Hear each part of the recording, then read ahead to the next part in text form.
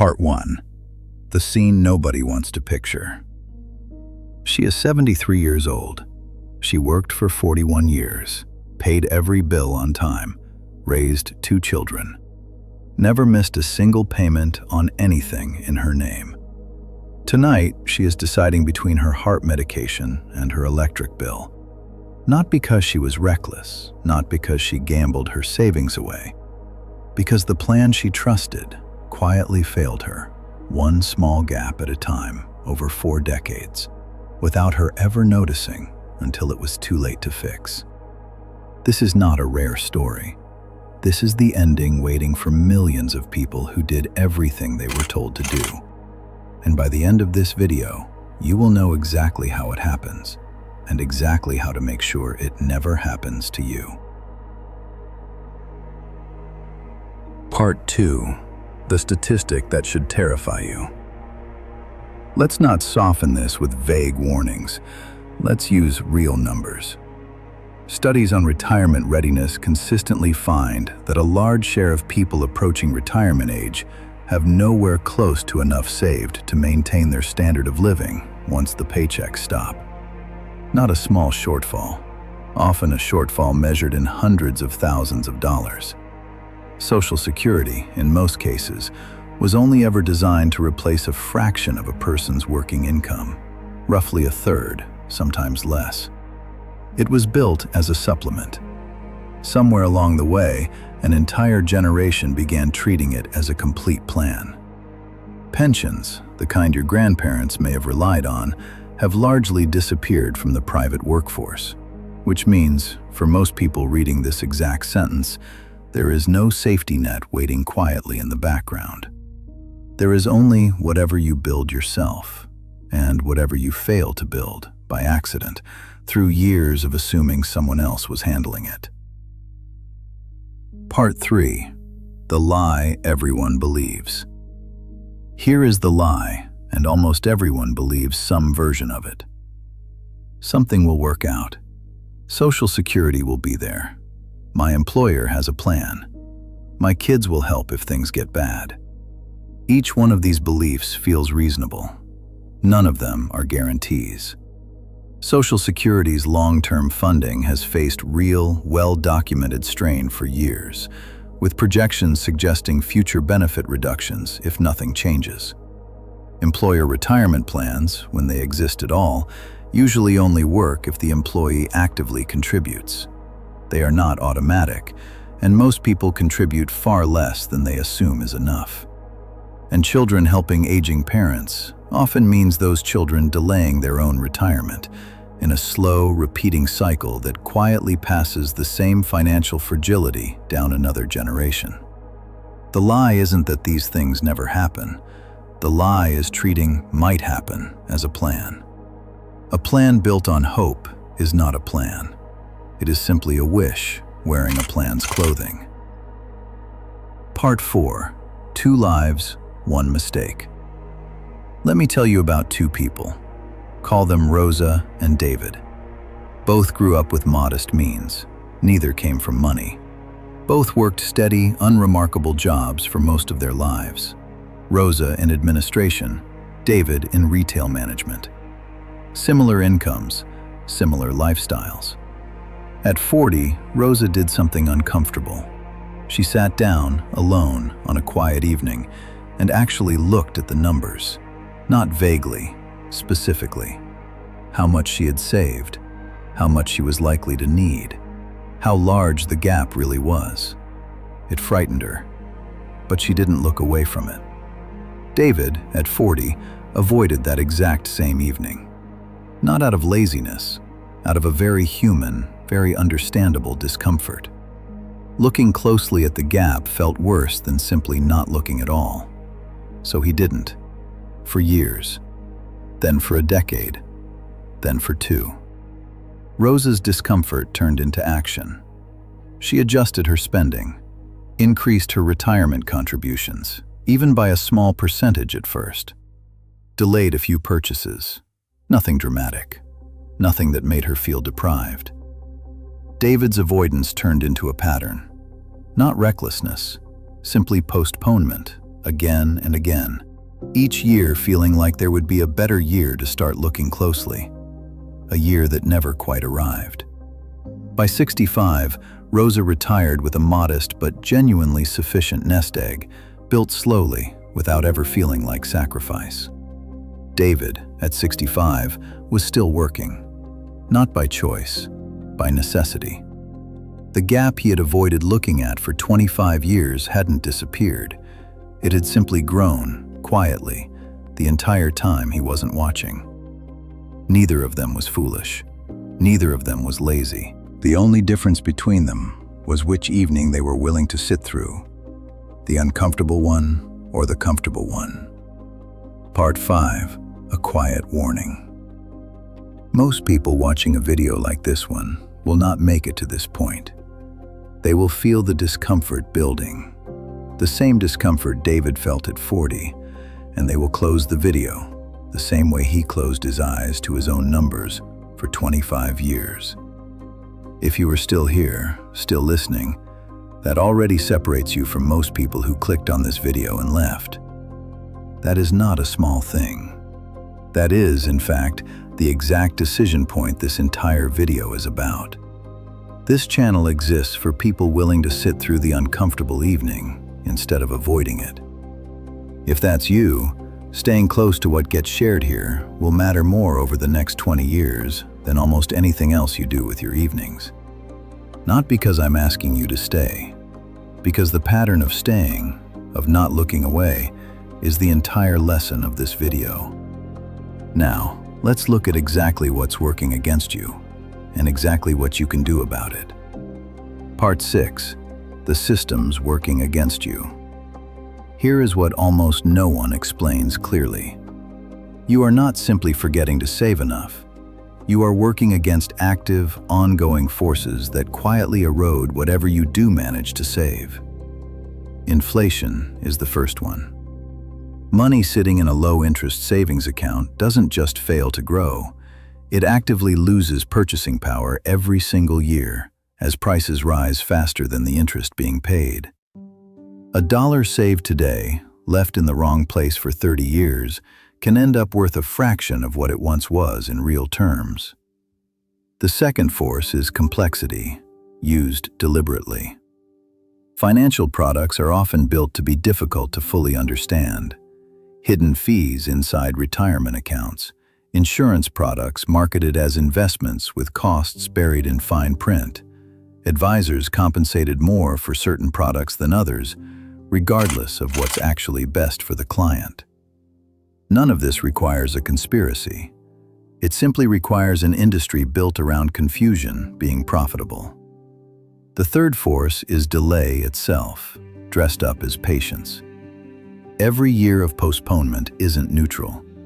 It's a transfer, a quiet transfer of financial security from your future self, who will need it most, to your present self, who feels no urgency at all.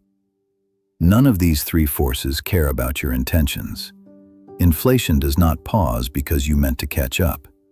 Complexity does not simplify because you were busy.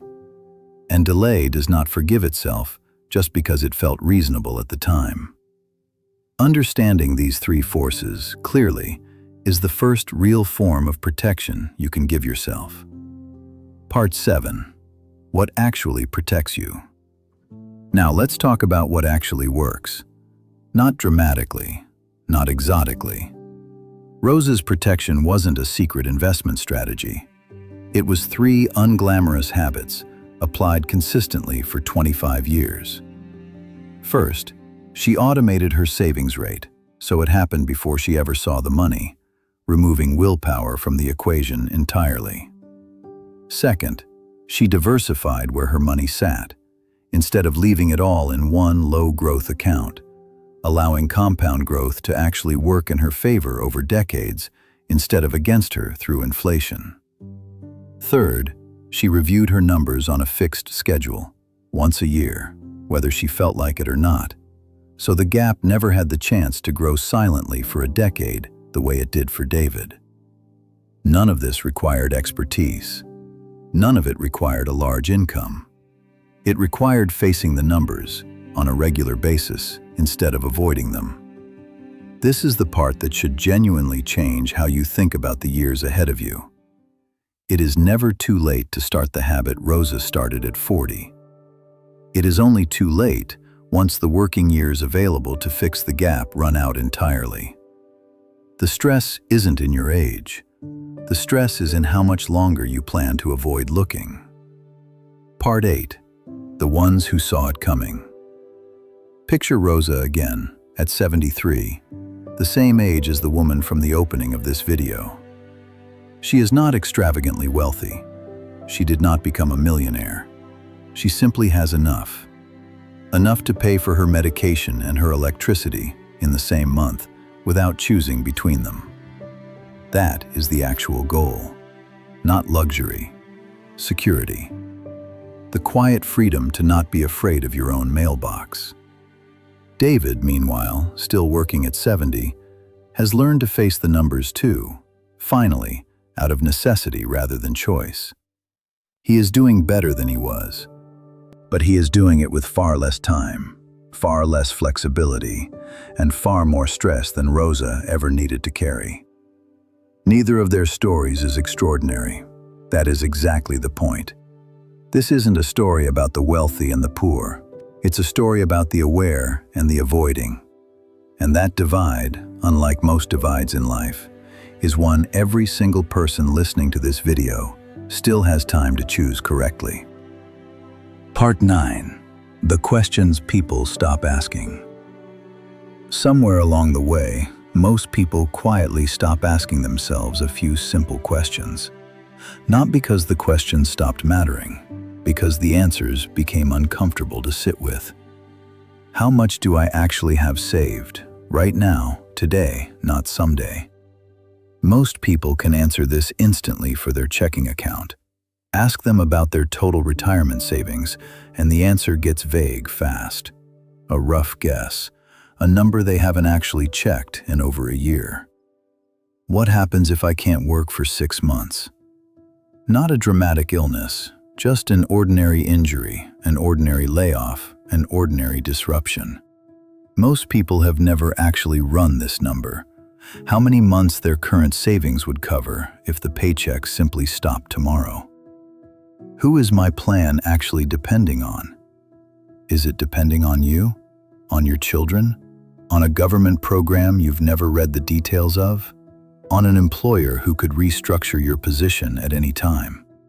Most people, if they're honest, are depending on some combination of all four, without ever having decided that on purpose. Here's what's strange about all three of these questions. None of them require a financial expert to answer. None of them require special knowledge. They only require a willingness to sit with the discomfort long enough to actually look. Rosa asked herself these exact 3 questions at 40 on that uncomfortable evening we talked about earlier. David didn't ask them until 63, when a health scare forced the question on him whether he wanted to face it or not. The questions were always available to both of them. The only difference was who chose to ask them early, on their own terms, instead of late, on circumstances' terms. Part 10. The house that wasn't really an asset. For decades, people were told the same comforting sentence. Don't worry about retirement too much. You have the house. It sounds reasonable. It is also, for a lot of people, quietly untrue in practice. A house is not spending money. You cannot pay an electric bill with a bedroom. To actually turn a home into usable retirement income, most people have exactly 2 options: sell it or borrow against it. Both come with costs almost no one factors in ahead of time. Selling means finding somewhere else to live, often at the exact moment prices are highest and moving is hardest. It means property taxes, agent fees, and the emotional cost of leaving the home your children grew up in, usually happening during one of the more stressful decades of a person's life, not the easiest one. Borrowing against it, through the kind of loan built specifically for older homeowners, means paying interest that quietly grows against the value of the home over time. Interest that is often larger than people expect once they actually read the terms closely, rather than skimming the brochure. None of this means owning a home is a mistake. It means treating a home as if it were the same thing as a retirement account is a mistake. Two very different assets, wearing the same comforting word, security. Rosa understood this early. Her home was where she lived, not where her retirement plan lived. She kept the two separate, on purpose, precisely so she would never be forced to choose between having a place to live and having money to live on. Part 11. The cost no one budgets for. There is one expense that quietly wrecks more retirement plans than almost any other, and it rarely gets mentioned in the conversation at all. Healthcare.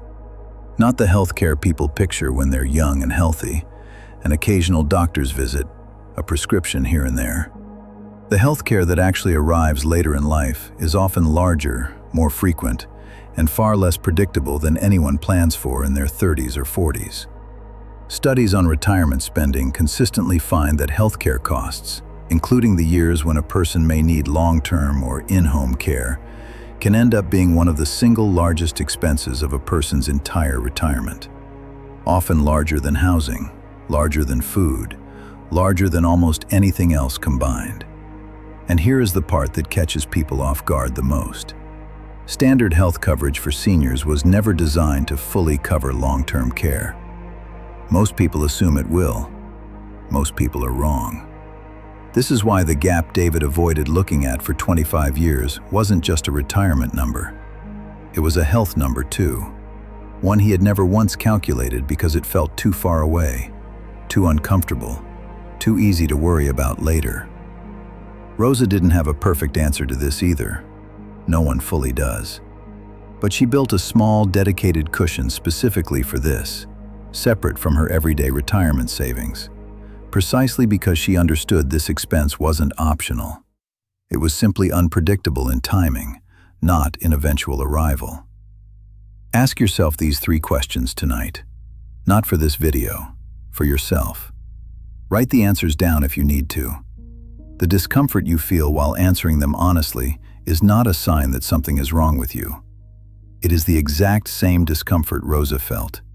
The discomfort that, for her, turned into 25 years of quiet security instead of 25 years of quiet fear. You will not feel the weight of this warning tonight, the way you would feel a fire alarm or a doctor's diagnosis. That is exactly why it is so easy to ignore. Nothing about ignoring your retirement numbers today will hurt you today. The pain arrives decades later, quietly, all at once, when there is no more time left to fix it. The systems around you were not built with urgency around your comfort in mind. Inflation does not send warnings. Complexity does not announce itself. Delay never feels dangerous, until the exact year it becomes irreversible. Somewhere tonight, someone your exact age is finally sitting down for their uncomfortable evening, the one Rosa sat through at 40, the one most people postpone until it's simply too late to matter. The only question left is whether you will be the one who looked, or the one who looked away. Machiavelli.